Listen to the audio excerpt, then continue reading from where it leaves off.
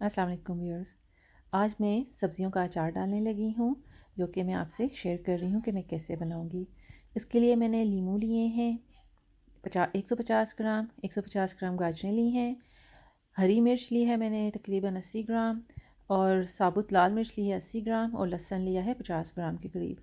लहसुन को, गाजरों को, ये लाल साबुत मिर्च को, लीमू को मैंने काट लिया है, जबकि हरी मिर्च मैं साबुत ही डालूँगी। लीमू मेरे पास बड़े साइज़ के हैं और मैंने इनको छोटे टुकड़ों में काट लिया है। जो मसाले लिए हैं मैंने, सबसे पहले नमक 2 खाने के चम्मच डाल रही हूँ। नमक इसमें थोड़ा ज़्यादा ही होता है। लाल मिर्च पाउडर 1 चाय का चम्मच लिया है। हल्दी पाउडर 1 चाय का चम्मच लिया है।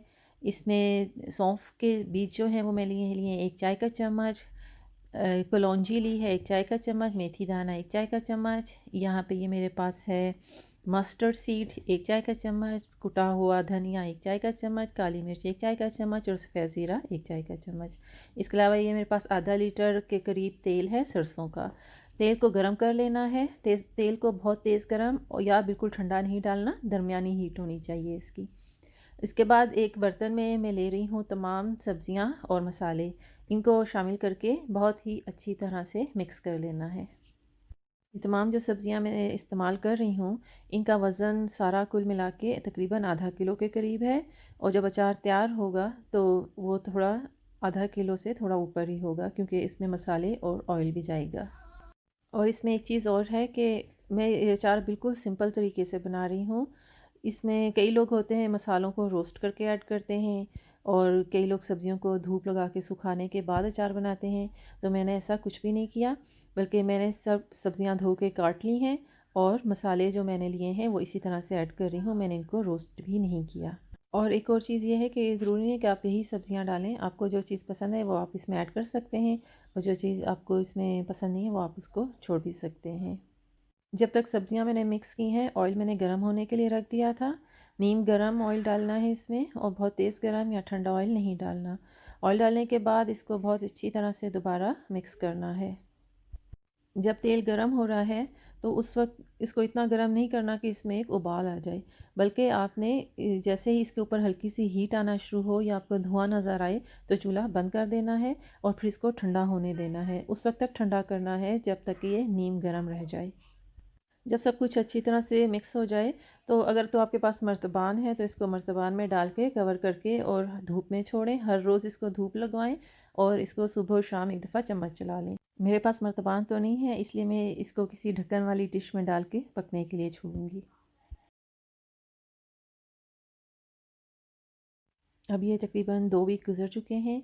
इसको मैंने इस तरह कवर करके हर रोज़ धूप में रखती हूँ और सुबह शाम इसमें चम्मच भी चला लेती हूँ।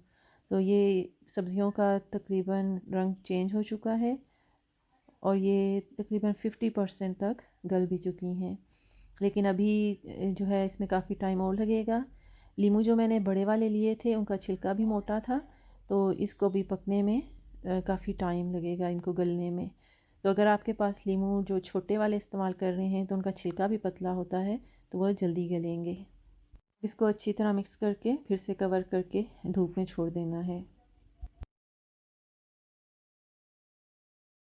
यहाँ एक चीज़ का ख़्याल करना है कि अगर मर्तबान के बग़ैर आप इसको बना रहे हैं तो कोई शीशे का बर्तन लेके इसमें स्टोर करें। कोई मेटल का बना हुआ बर्तन मत लें, क्योंकि उसमें आपके अचार का सारा रंग ख़राब हो जाएगा।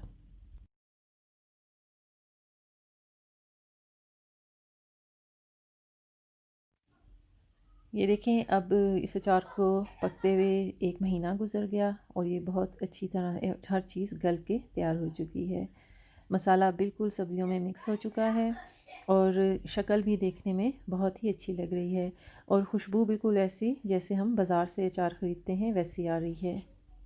इसमें गाजर और लीमू थोड़ा हार्ड सब्ज़ियाँ थीं, लेकिन ये दोनों भी बहुत अच्छी तरह से गल चुके हैं।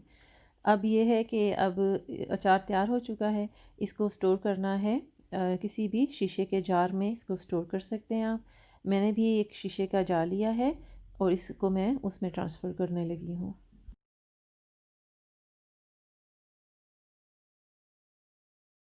यहाँ देखें कितनी इसकी शक्ल खुशनुमा लग रही है।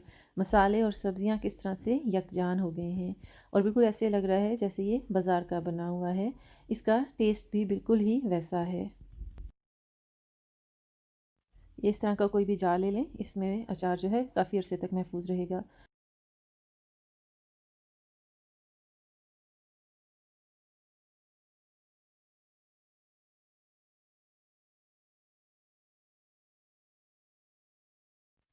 अब इस अचार को चाहे आप 1 साल तक भी इस्तेमाल करें, ये ख़राब नहीं होगा।